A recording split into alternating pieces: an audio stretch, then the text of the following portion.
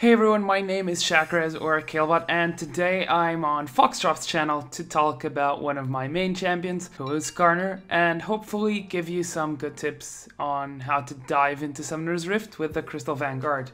Okay, so first off, let's take a look at the changes and his overall kit after the rework.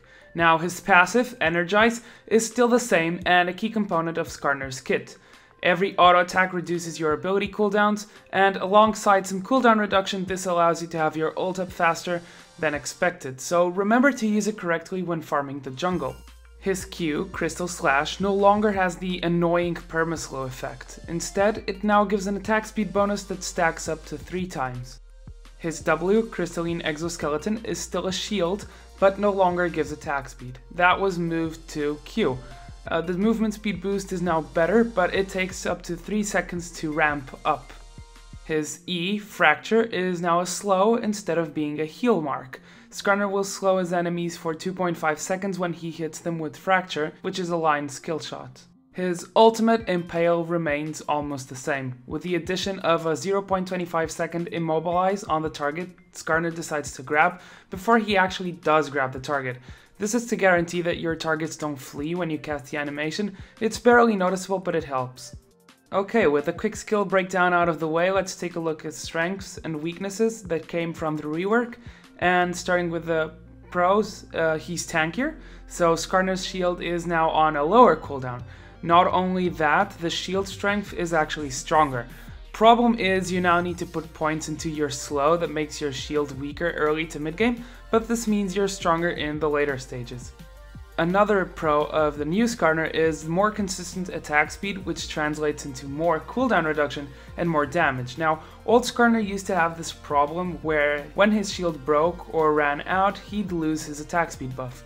Being moved to the Q means that he can keep up the attack speed steroid while clearing the jungle or fighting. This ultimately means 2 things. 1. More DPS, and 2. Lower cooldown on abilities. Remember that his passive reduces cooldown on abilities with auto attacks, so keeping the attack speed buff means you can reduce the cooldowns faster. The third pro of Skarner is better gap closing. This will definitely take a bit of practice, but remember your W takes 3 seconds to ramp up and then goes for another 3 seconds at max speed.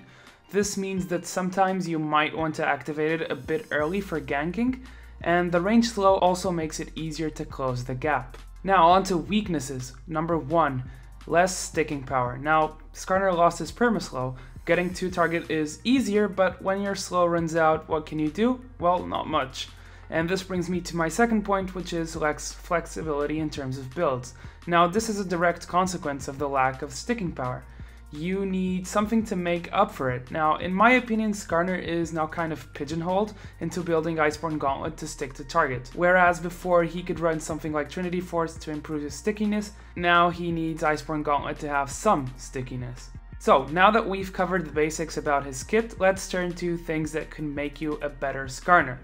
Starting off with runes, there are 2 setups you can run, one being the typical setup for most junglers, which is attack speed marks, armor seals, magic resist per level glyphs, and movement speed quints. Now, this setup works on most junglers, Skarner is no exception. However, I prefer to run attack damage marks over attack speed marks. This is because Skarner already has an attack speed steroid and doesn't need more attack speed. So I compared actually both jungle runs and they're pretty much the same, difference being that attack damage is a better stat for duels, which Skarner excels at. The third setup I like to run consists of taking 6 cooldown glyphs and 3 magic resist per level glyphs. This is to have extra utility, but I wouldn't advise this versus heavy magic damage. For masteries you usually see 0.21.9, this is a good defensive mastery page, however I prefer running 5.22.3, grabbing extra damage and cooldown reduction on offense and the extra movement speed from the utility tree. Skill order is now a bit harder for Skarner, since now he actually needs his E, whereas before you wouldn't need to level it up before level 13. Now, maxing Q is your first priority as you need it for jungle clearing and dueling. After that, the choice is more between tankiness or a better slow. Now, after testing, I concluded that you're better off maxing your shield second. The extra tankiness and movement speed really help, and the overall level 1 slow is enough as it lasts for 2.5 seconds. Now then, onto the build, and this is where I see most people building Skarner wrong or in a less effective way. For your jungle item, you want to rush Spirit of the Elder Lizard. It synergizes awesomely with your Q because it applies a true damage passive. You'll deal a lot of unexpected damage. Ancient Golem is a viable alternative, but I'll only pick it up if I'm really behind. After that, I get my tier 1 boots and Glacial Shroud. If the game is going well, I'll get Iceborne Gauntlet and possibly Sunfire Cape, and if I need more resistances, a Spectral Cal fits nicely before you complete Iceborne Gauntlet. Boots really depend, but they can be either Ninja Tabby versus heavy armor, Mercs versus heavy CC, Swiftness versus comps with a lot of slows, and Mobility Boots for overall better movement in teamfights. After these items, you'll want tanky items. Depending on the enemy team, you'll want cookie cutter tank items like Sunfire, Randuin, Spirit Visage, or Thornmail. If you're looking for an extra offensive item, consider either Wit's End or Blade of the Ruined King. Last but not least, some tips and tricks for you guys. 1. Remember to use your passive. In the jungle, you want to use your Q and your auto attacks well spaced, and you want to auto between your Qs because you want to keep those cooldowns low so you can use your ult as much as possible. Second one being never get outsmited, because you can actually ult the enemy jungler and he cannot smite when he's suppressed, so that's a really good tool that Skarner has. Number 3 is don't ult or use your slow immediately when chasing. If you know that you can get close without using your abilities, you can then save them from when he's actually trying to escape. So, I hope you guys all enjoyed my in-depth Skarner video. You can all head over to my channel and watch the Skarner gameplay I have over there. If you liked the video, remember to like, remember to subscribe to Foxdrop if you haven't, and to me if you haven't as well.